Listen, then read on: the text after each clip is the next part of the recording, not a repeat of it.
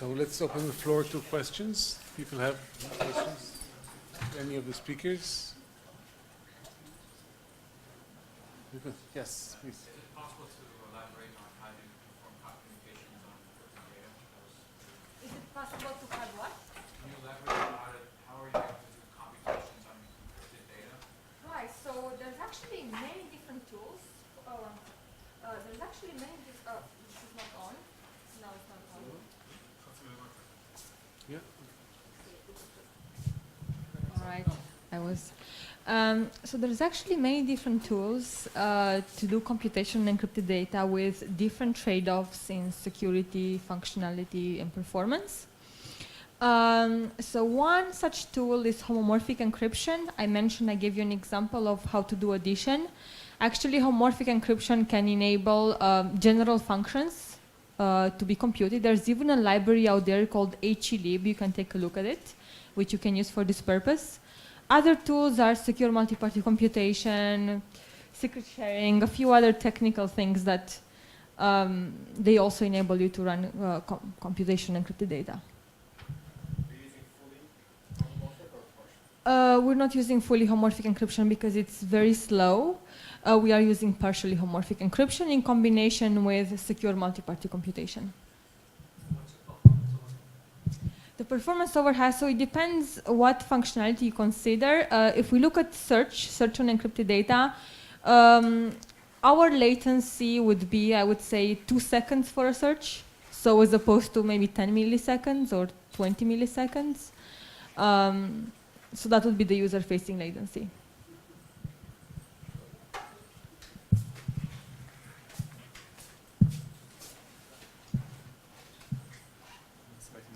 Yeah, anybody?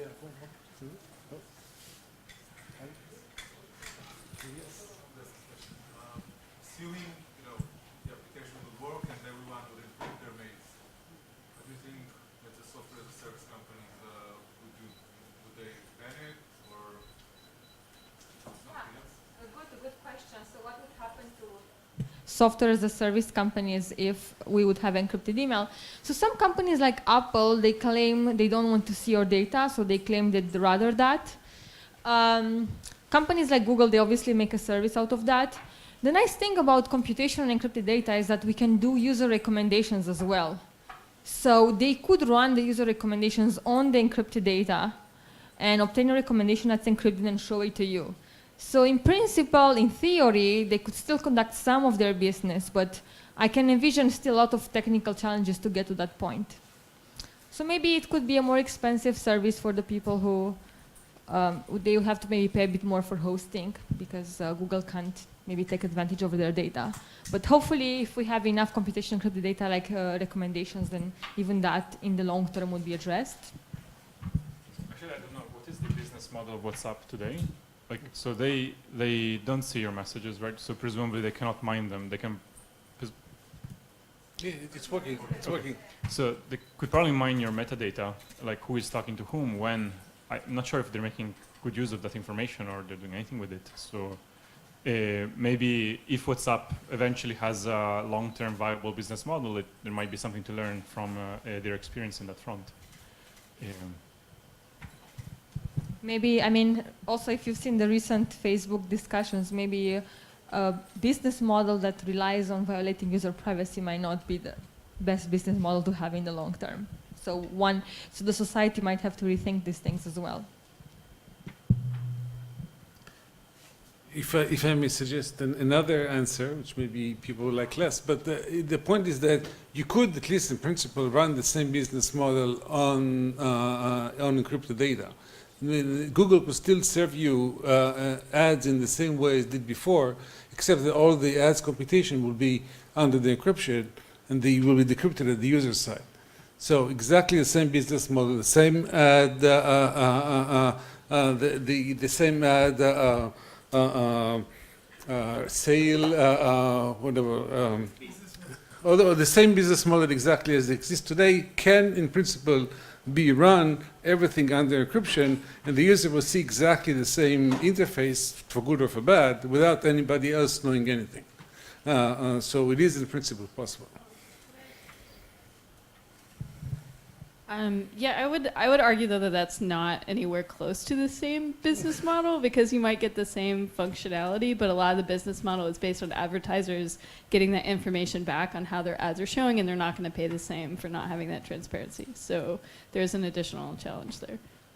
So they would not know whether the ads are being shown or not. Or to whom. I mean, they're very careful about exactly to whom. I mean, what's valuable to them is not that I mean, Snap tried this for a while, that they said, you know, we're only going to reveal certain attributes. You're going to know that you're targeting, you know, people in their 20s in a certain region, and they've been gradually pushing that to finer and finer grain, because there's a lot more of the business models are based on exactly, I'm showing my ad to a person who clicked on this item in this context before. It's extremely fine-grained. So any functionality that sort of doesn't preserve that level of fine-grained information back to the advertiser is hard to make as profitable. And any functionality that it does, you've kind of lost the point of the encryption.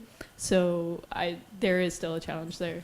But I want to press, you could still do that. I mean, the user knows who they clicked, and the user's machine knows what they clicked, and they can still run the same function without the advertiser knowing what he knows. The advertiser knows that the ad went to the right stuff without the advertiser knowing anything else. But in principle, it could do that. But yeah, we don't know if we want that. But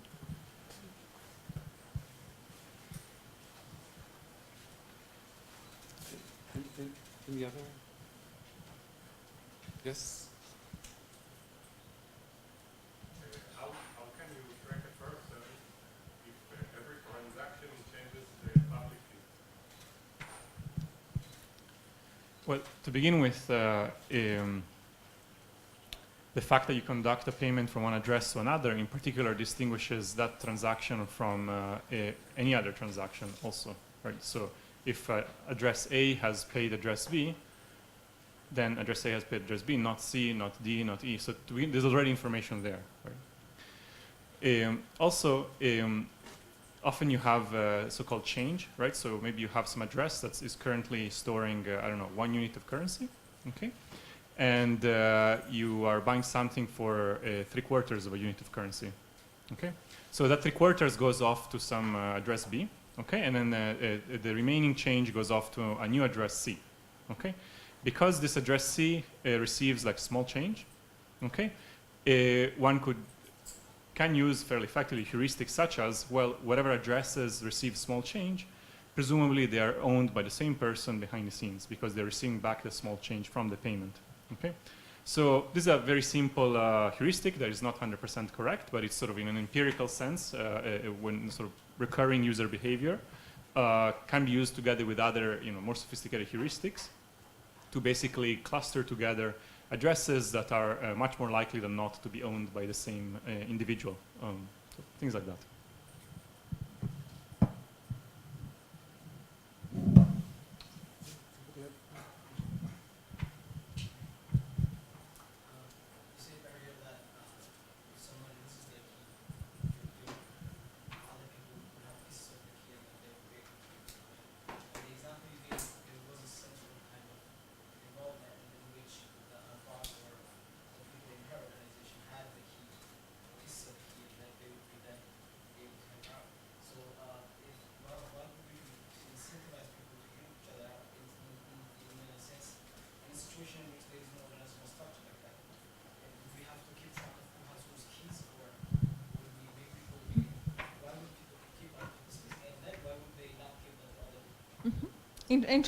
Great question. So exactly. So within an enterprise, you already have the hierarchy. So it's very easy to, distribute the key to the right people.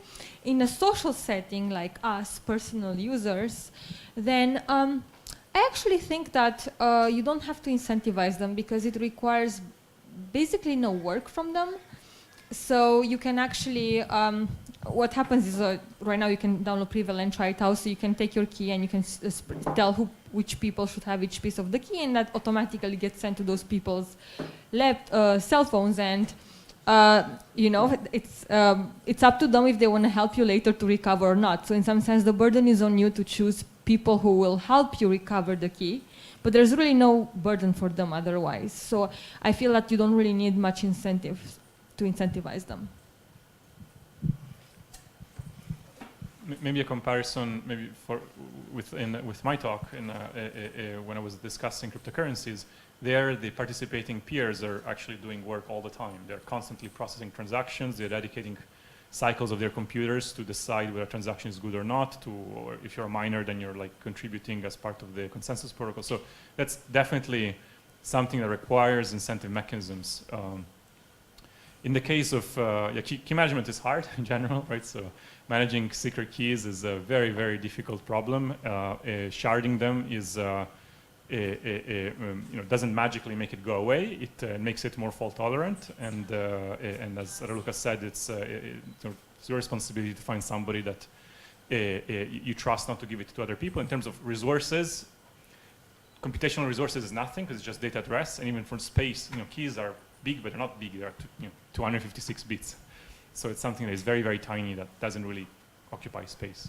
Yeah, so about space, the encrypted pieces of the keys will be on the cloud anyways, encrypted under the recipient's public key. So they really don't expend anything. You can always give a piece to someone, whether they know you or not. But then if you actually need them to help you recover it later, they might help you or not. So it's really up to you to choose it. But to incentivize someone to hold a piece of your key, you don't need to incentivize them because they're not expending anything for that.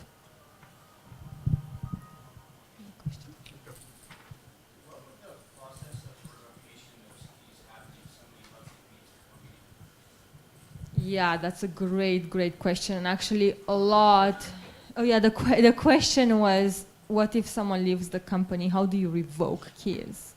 And I think that perhaps the most complex part of our protocol, we spend endless hours, weeks and months on is revocation. So basically what happens is that when a person leaves the company, then you would want them to no longer have access to the data they had access. You'd have to re-encrypt the data. And fortunately, every file is encrypted under its own key. So you basically give that key as access to the people who's still supposed to have access to it. Yeah. Do that re-encryption process, do the re-encryption process on the cloud, on the servers? Yeah, so you're right that re-encryption process cannot happen on the cloud exactly because it would break end-to-end encryption, and it happens on the user's devices. And yes, for example, whenever a user reads that file or accesses that file, then that's when you re-encrypt it under the new key. Yeah, so it's a policy that the old user still sees the old data, but they won't see the new changes.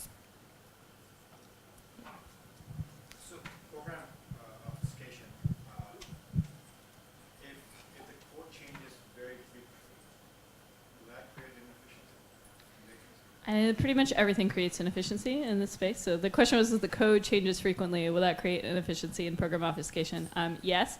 I think, though, what's interesting about this is that often the piece of the code that needs to be hidden can be less frequently changing than, say, the rest of the code.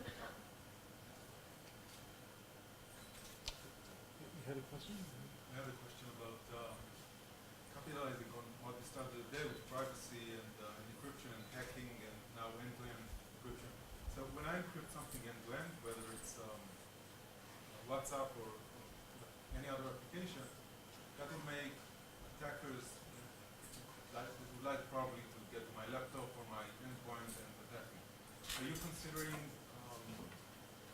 maybe handling such an attack, or are you considering ways to protect me on my endpoint? Because all of the encryption end-to-end doesn't add much if I'm not protecting the endpoint itself. Yeah, great question. The question is what happens to attackers who attack the endpoint, right? Because all we're doing is we're removing the attack vector from the server, but now it's on the client.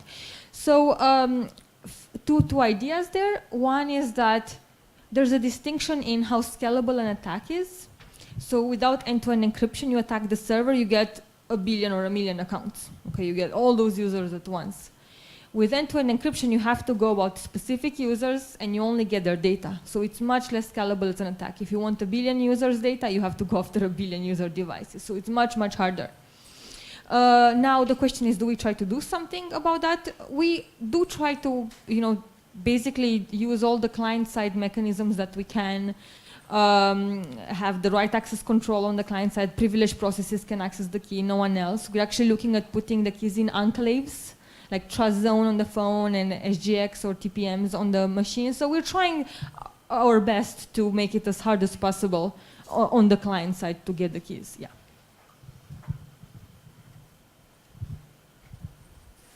So actually, I had a question now about the public key management over Luca. The management of public keys. Mm-hmm. I know that's one of the big issues with the PGP security, that Web of Trust didn't really work. Yes. So how are you dealing with that? Yeah, so actually we have an interesting, so first of all, everything is bootstrapped from your enterprise account in the case of businesses. So when you first sign up as a user, that's when you get basically generate your key and they register your public key for you, for your email. For regular user, we trust your initial email, that Gmail email or whatever you go to, as a way to bootstrap your public key. But the question is the distribution, the key distribution, right? So if I need Alice's public key and if I need to send her an email, how do I get Alice's public key? And for that, actually, we're implementing enclaves, hardware enclaves, because hardware enclaves basically have the ability to prove that they're running a correct code, namely the correct key distribution code. And they've been in the hardware for 2 years, so it's a very recent technology, very, very exciting. They have good performance. So we're implementing that. In addition to, we're actually having this key distribution server, one on Google, one on Amazon, so that if at least one of them is honest, you know, then the whole thing is honest. We're distributing trust as much as we can in different ways. Yeah. I see. Thanks. Can you elaborate on what efforts might be needed in order to make dynamic topology work in a similar manner? The current protocols are really at odds with dynamic changes because they strongly rely on the premise that you can add encryption layers and then peel off all these encryption layers. But if one node leaves the network, then you're stuck. You have an encryption layer that's just there and nobody can peel it off. So you could, as a stepping stone, you can try to think of networks where you just add nodes, for example. So you can always peel the network, peel off layers. Or think of networks where you have some warnings before somebody exits the networks, which actually is a reasonable model, because if you think of vehicle, like, for example, then you can see that they're getting further and further away from you and speculate that soon they'll be out of the network. And then you can get some proactive activities to peel off these layers before they leave the network. But wouldn't that also leak something about the motion? So the current, it's work in progress. We don't know how to do it without leaking. It's a good question.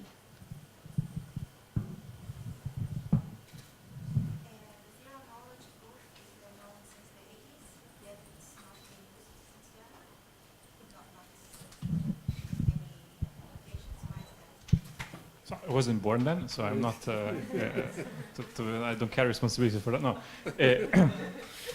So it's true that zero knowledge proofs were introduced as a notion and as construction already from the 80s, which is actually surprising given that cryptography itself was born around that time. So just about modern cryptography. Just around when modern cryptography was born, we also had such powerful tools. The reason, there could be many reasons why they weren't used until recently. One, I think, has to do with efficiency. Just the constructions from the 80s were sort of very heavy. So, for example, in the application that I mentioned today, the proofs that are eventually posted on every transaction to prove that a payment is valid are pretty small. They're about 128 bytes. So it's a quarter of a tweet. Okay, so very small proofs.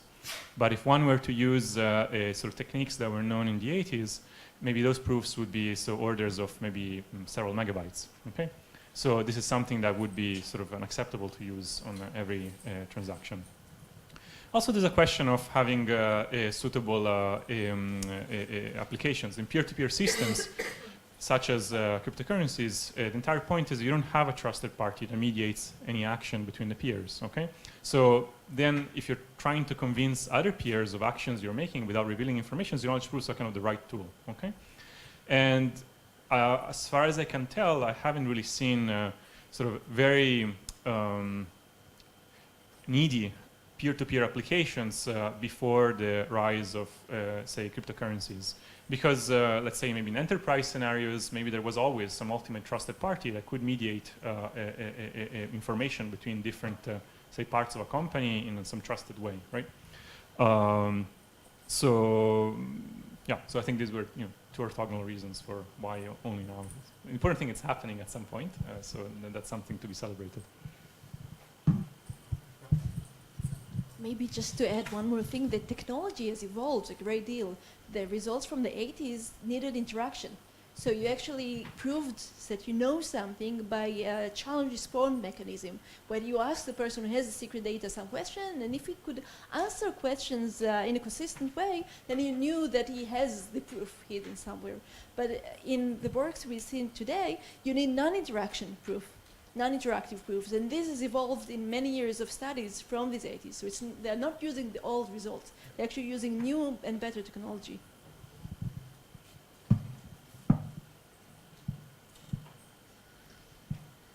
Okay, so let's thank again all the speakers of the session.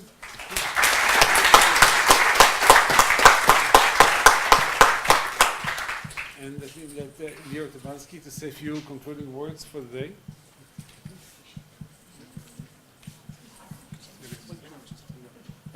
Thank you very much. Unfortunately, I have missed a part of the event today, but as you noticed, there's a whole range of events here.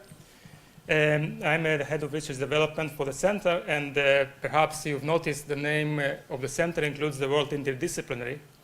And as I was sitting here in this discussion, the mathematical issues that we discussed almost immediately call for issues related to social behavior, human behavior, organizational structure, and so on. This is a very central theme in our organizations in the way that we do research. Our main activity is promoting science and promoting scientific research. This conference is one of the best ways that we can see and interact with people from different sectors and from all over the world. I'm very happy that you made it here, and I encourage you to continue to participate. Moreover, those of you who will find ways to collaborate with faculty members in Tel Aviv University, you will become eligible to apply for the funding that our center distributes. And I hope that we'll see more and more collaboration, not only in conferences and in discussions like this, but in promoting science for the general benefit. Thank you very much.